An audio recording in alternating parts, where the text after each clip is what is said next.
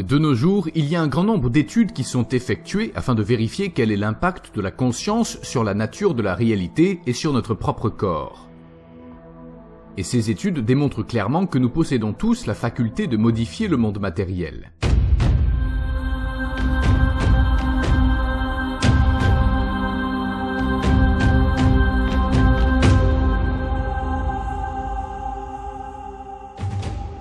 Alors, est-ce que je pense que l'intelligence artificielle deviendra consciente?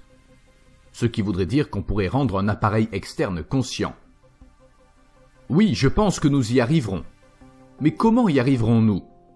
Nous y arriverons quand nous arrêterons d'essayer de le faire avec une succession de 0 et de 1, et que nous apprendrons à puiser dans ce champ fondamental d'information et de conscience afin qu'il s'informe lui-même à travers un appareil externe en devenant conscient de lui-même. Et quand il deviendra conscient de lui-même, il aura des émotions, il aura de l'empathie, et il aura toutes les caractéristiques qu'un être humain peut avoir. Et à quoi ça ressemblerait? Est-ce que ça pourrait se faire en combinant des moyens biologiques avec des moyens électroniques? Qu'entendez-vous par puiser dans la conscience? Je pense plutôt que cela se fera en utilisant du plasma, des structures de plasma à haute énergie dans une région très confinée de l'espace afin de créer une singularité qui permette de puiser dans le champ quantique. Ce système se mettra en boucle automatique et deviendra conscient de lui-même. Ok, maintenant que nous avons commencé à parler du plasma, je rappelle que le plasma est l'un des différents états de la matière. Les scientifiques découvrent régulièrement de nouveaux états de matière. De nos jours, il y en a environ 7, et le plasma est l'un des états les plus présents dans l'univers. Exact. C'est ce qu'on peut observer en majorité dans l'univers. Et tout ce que nous n'appelons pas plasma, c'est principalement du plasma refroidi. Et voici une question de Hayden, âgé de 10 ans. Hayden est mon fils, et c'est un passionné de science. Hayden est curieux de savoir comment vous utilisez le plasma pour contrôler la gravité. Dans votre travail, vous utilisez le plasma pour contrôler la gravité. Elon Musk veut nous envoyer sur Mars en utilisant des fusées. Et vous avez dit que c'était un moyen très inefficace, car dans les prochaines années, nous serons capables d'utiliser le plasma de manière à contrôler la gravité. C'est vrai, oui. Mais premièrement, il faut savoir qu'il n'est pas vraiment possible de coloniser Mars ou n'importe quelle autre planète, ou même encore la Lune, en utilisant uniquement des fusées. C'est totalement absurde. Il serait extrêmement difficile de fournir ce qu'il faut. La chaîne d'approvisionnement coûterait bien trop cher. Ça produirait également un immense désastre écologique. Il nous faudrait lancer des centaines de fusées toutes les semaines ou tous les mois. Ça ferait des trous dans l'ionosphère. De toute façon, ce n'est pas faisable. Le contrôle de la gravité sera le moyen que l'on utilisera pour voyager dans l'espace, si nous y arrivons. Mais nous allons y arriver, j'en suis sûr. Nous y arriverons, et on peut déjà prédire le futur de la technologie en jetant un œil sur la science-fiction. Tout ce que nous avons aujourd'hui fut d'abord imaginé par la science-fiction, bien avant que ça ne devienne une réalité. Car la science-fiction, c'est l'imagination de la conscience qui crée son propre futur. On pourrait donner un exemple pour ceux qui ont vu les films de Star Trek, la nouvelle génération dans les années 90. Dans Star Trek, les gens utilisent un tricorder, et nous avons tous un tricorder aujourd'hui. En fait, c'est même plus avancé que les tricorders de Star Trek. C'est d'ailleurs ce qu'on appelle un téléphone intelligent. Mais qui aurait pensé que cette idée surviendrait 18 années avant que ça ne se matérialise? Exactement, et les choses s'accélèrent. Quand je parle de contrôle de la gravité, ce n'est pas quelque chose qui apparaîtra dans 5 générations, ni dans 10 générations non plus, mais c'est quelque chose d'imminent. Partout dans le monde, il y a des laboratoires qui travaillent là-dessus. La NASA aussi? La NASA, oui. Et vous nous dites que ça va devenir une réalité dans les 10 années à venir? Bien sûr, dans certains laboratoires, nous avons déjà de bons résultats avec certains appareils qui permettent de créer des anomalies gravitationnelles et bien d'autres choses. Donc nous y sommes presque. Vous savez, toute la technologie actuelle nous vient du fait que nous avons appris à contrôler des champs électromagnétiques grâce aux équations de Maxwell et de Faraday. C'est ce qui nous a permis de créer cette civilisation technologique extraordinaire. Mais la prochaine étape sera d'apprendre à contrôler la gravité, puis d'étendre notre civilisation dans des colonies spatiales. Et vous pouvez faire cela grâce au plasma. Pourriez-vous nous expliquer simplement comment ça fonctionne? Ok, tous les laboratoires n'utilisent pas cette approche. Je l'ai choisi car auparavant, j'avais écrit un article de physique dans lequel je disais que nous devions pour cela faire tournoyer des champs électromagnétiques très denses à une vitesse très élevée. Certaines des expériences effectuées sur les altérations de la microgravité sont venues en faisant tourner des disques magnétiques supraconducteurs. Ils tournent à 5000 rotations par minute, mais c'est très lent. On peut aussi faire tournoyer le plasma à une vitesse proche de celle de la lumière. On peut donc imaginer que si on reproduit ces mêmes expériences, mais à une vitesse bien plus élevée, on pourrait obtenir de bien meilleurs résultats. Pour moi, il était évident que de faire tourner un objet physique était bien trop lent. Je me suis dit, et pourquoi ne pas utiliser le biomimétisme et reproduire ce que fait l'univers? Car il fait déjà tournoyer du plasma et produit déjà des champs gravitationnels. Recréons une petite étoile dans un bocal. J'ai donc fabriqué puis breveté un appareil qui permet de confiner du plasma dans une boule de cristal. Ça m'a attiré des ennuis. Ça fait tournoyer le plasma à haute vitesse, ce qui permet de créer un champ gravitationnel. C'est ça. Ça crée une altération gravitationnelle. Vous pensez donc que dans les 10 prochaines années, nous serons capables de contrôler la gravité dans une certaine mesure? Absolument, oui. À quoi ça ressemblera en termes de ce que nous serons capables de faire en tant qu'humanité? Eh bien, nous serons capables de décoller de la surface, littéralement. Contrôler la gravité nous permettra de faire voler tous nos véhicules. Des voitures volantes, ça pourrait devenir une réalité. En effet, comme dans les Jetsons. Ça se produira et ça nous permettra aussi de retirer tout le pavé et les routes de la surface de la Terre afin qu'elles redeviennent comme avant. Au début, ça commencera avec des véhicules communs, tels que des avions, qui n'utiliseront plus de carburant pour voler. Puis un jour, le grand public aura accès à cette technologie. Ça vous permettra par exemple de quitter l'atmosphère pour voler dans l'espace, d'aller sur la Lune pour le week-end, puis de revenir à temps pour déjeuner avec un ami. Ça nous permettra de nous déplacer dans les alentours du système solaire plus rapidement. Si vous regardez l'évolution de la conscience sur notre planète, vous remarquerez que c'est directement relié à notre capacité à nous déplacer. Depuis les hommes des cavernes qui ne pouvaient pas aller très loin, jusqu'à nous qui pouvons utiliser ces objets métalliques. C'était quelque chose d'impensable même un siècle en arrière. Il y a 150 ans, si vous disiez à quelqu'un « Je vais monter dans cet objet métallique pour traverser le monde et me rendre jusqu'en Australie », il vous aurait pris pour un fou. On vous aurait brûlé sur le bûcher pour oser dire ce genre de choses. Mais nous faisons ça tous les jours à notre époque, et nous n'avons même pas à y penser. Ce sera la même chose. C'est juste que la technologie derrière sera totalement différente. C'est vraiment intéressant quand on y pense. Si on revenait 100 ans en arrière jusqu'en 1920, ce serait quelque chose de totalement inconcevable. C'était avant que Lindbergh traverse l'Atlantique en volant. C'était inconcevable à l'époque de penser que de voler dans les airs serait quelque chose de commun de nos jours. Quelque chose qui m'a frappé, c'est que Peter Diamandis a dit qu'entre 1900 et 2000, l'évolution humaine a connu une gigantesque avancée. Mais nous avons connu une avancée équivalente entre 2000 et 2016, en 16 ans seulement. Et nous connaîtrons une autre avancée équivalente entre 2016 et 2022. Ça signifie que nous sommes dans une courbe d'innovation exponentielle.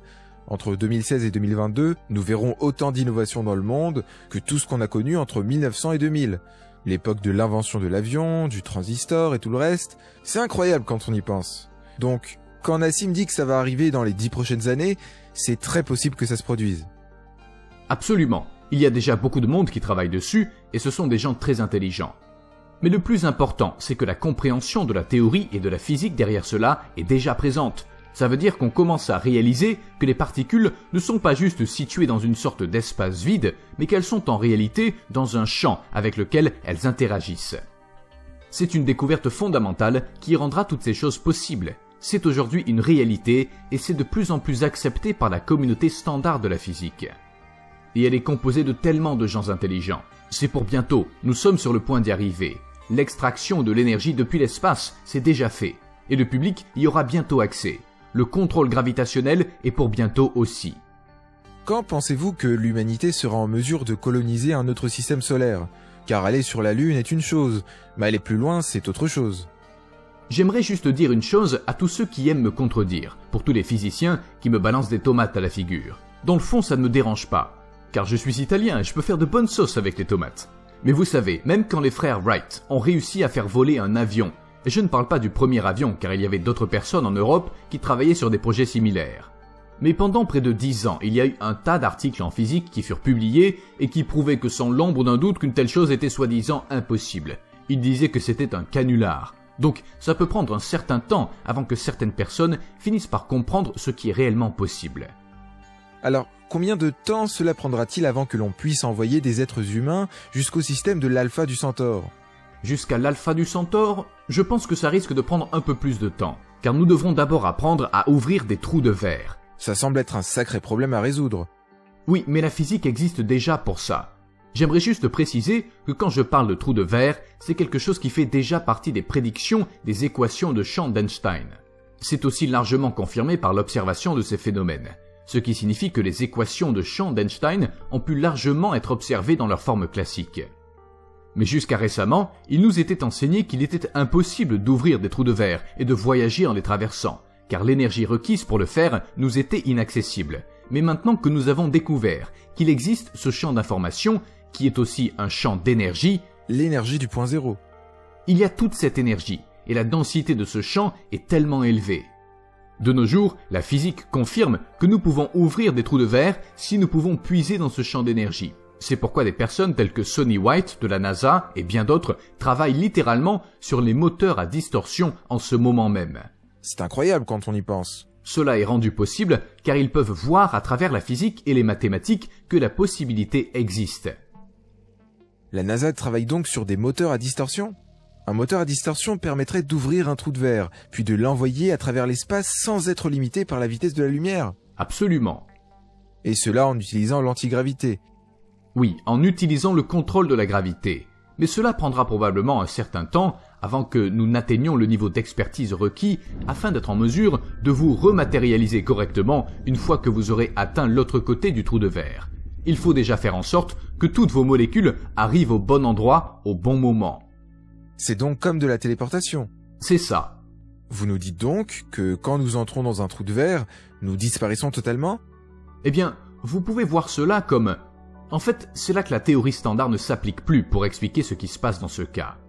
C'est pourquoi la nouvelle théorie émergente nous dit que toutes les particules dans l'univers sont toutes connectées entre elles. C'est de plus en plus accepté. L'un des meilleurs théoriciens de la planète a proposé la théorie intitulée ER égale EPR. C'est une théorie de Leonard Susskind, de Montesinos et d'autres personnes.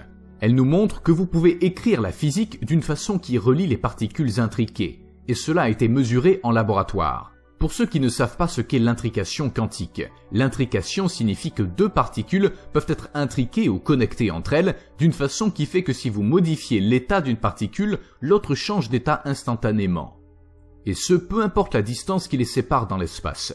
Si vous faites quelque chose à l'une des particules, l'autre changera en conséquence car leur état est dépendant l'une de l'autre. Ça veut dire que si vous changez le spin d'un proton d'un côté, le spin du proton situé de l'autre côté changera aussi. Exact. Peu importe la distance entre eux, et on commence à pouvoir le faire avec des objets macroscopiques tels que des diamants. Donc, si vous envoyez un laser sur l'un des diamants, l'autre commencera à vibrer comme si le laser l'atteignait également. En plus, il n'y a aucun décalage, ni aucun délai. Peu importe la distance qui les sépare, c'est instantané. Quand vous en modifiez un, vous modifiez l'autre. Si c'est instantané, ça signifie que l'information voyage plus rapidement que la vitesse de la lumière. C'est la raison pour laquelle la théorie de la mécanique quantique et la théorie de la relativité ne correspondent pas vraiment. Mais c'est la beauté du point de vue qui commence à émerger. Vous savez, j'en suis arrivé aux mêmes conclusions, mais en voyant les choses sous un autre angle. ER égale EPR. ER correspond au pont Einstein-Rosen, donc le trou de verre. Et EPR correspond à Einstein, Podolsky et Rosen, donc à l'intrication au niveau quantique. En gros, ça dit que des particules peuvent devenir intriquées ou connectées via des trous de verre. Waouh! Basiquement, c'est de la relativité appliquée à un niveau quantique. Vous voyez, c'est pourquoi il est important de pouvoir unifier la physique. Donc, l'intrication des particules serait une preuve de l'existence des micro-trous de verre? Oui, les micro-trous de verre qui connectent les choses entre elles. Ce qui fait que quand nous traverserons des trous de verre, et maintenant que nous savons grâce aux équations que tout est connecté, ça signifie que nous disloquerons toute l'information du vaisseau, de ce qu'il contient et de vous-même, puis que nous la propulserons à travers le réseau de trous de verre de l'univers pour finir par vous reconstruire une fois que vous serez arrivé de l'autre côté. On pourrait se rendre dans une galaxie située à des milliers de milliards d'années-lumière de la nôtre. Est-ce qu'on doit appeler ça voyager dans un trou de verre ou de la téléportation? Quelle est la différence? Vous pouvez voir cela comme de la téléportation, mais ça dépend de ce que vous entendez par téléportation. Ce qui me fait hésiter, c'est qu'il existe un langage spécifique en physique pour parler de téléportation. Et j'essaie de vulgariser les choses pour les rendre plus accessibles au grand public. Mais basiquement, disons que c'est comme désassembler l'information que vous êtes, puis de la réassembler de l'autre côté, une fois qu'elle sera passée au travers du réseau de l'univers. Donc, vous désassemblez quelqu'un, puis vous le réassemblez. Mais pouvez-vous désassembler quelqu'un, le sauvegarder, puis le recréer une fois qu'il est mort? Par exemple, pourrais-je faire une sauvegarde de mon chien préféré? En fait, vous le faites déjà, car l'information est située dans la structure de l'espace. Ok, mais si Hayden me déçoit une fois qu'il sera adulte, est-ce que je pourrais recréer la version de lui qu'il était quand il avait 10 ans? Oh, ça, c'est une autre histoire, et je ne pense pas qu'il soit vraiment d'accord avec ça. Hayden, je plaisante bien sûr. Mon petit de 12 ans commence déjà à remettre en question la plupart de mes idées. Mais nous pourrions imaginer que cela puisse se faire, car ce que vous êtes, c'est de l'information dans la structure de l'espace. Et l'univers se met constamment à jour à travers vous. À chaque seconde de Planck, vous informez l'univers de votre expérience. Vous pouvez donc voir cela comme si vous étiez là, sans vraiment être là. Vous êtes ici sans vraiment l'être. Laissez-moi vous expliquer ça plus simplement. Je vais vous donner un exemple via un calcul simple que vous pourriez faire à l'école. Disons que vous voulez savoir combien de temps il faudra à votre main pour aller d'un point A à un point B. C'est très simple. Elle commence au point A, elle se rend au point B, et vous calculez le temps qu'il y aura fallu pour s'y rendre. Est-ce que ça se passe comme ça en réalité? Pas du tout. Si vous essayez de faire de la vraie physique, si vous voulez être vraiment honnête sur ce que vous mesurez, vous avez un gros problème.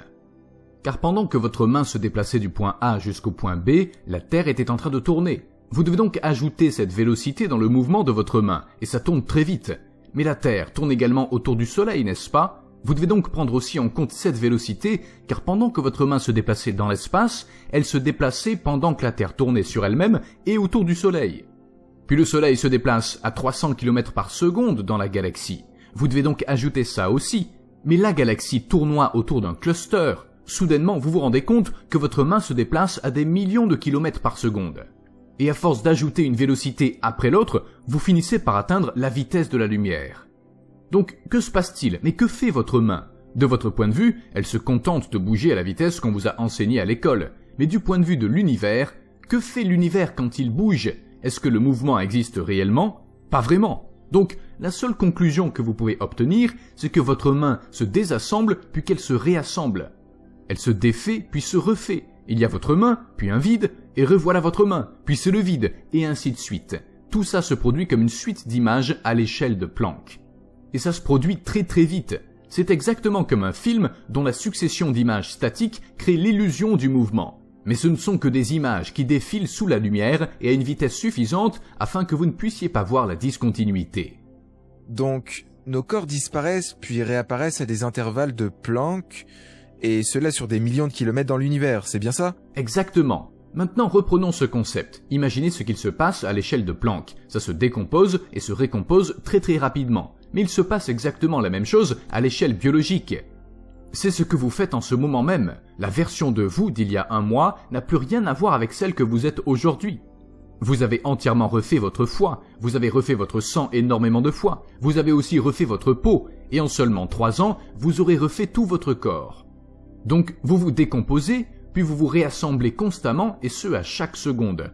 Maintenant que vous avez compris que l'on se décompose et que l'on se recompose constamment, vous comprendrez aussi que premièrement, je peux me recomposer légèrement différemment d'avant, si je souhaite changer par exemple, mais je peux aussi défaire ma main ici et la refaire là-bas, et ce, sans même avoir à créer les images intermédiaires entre les deux. Vous voyez ce que je veux dire?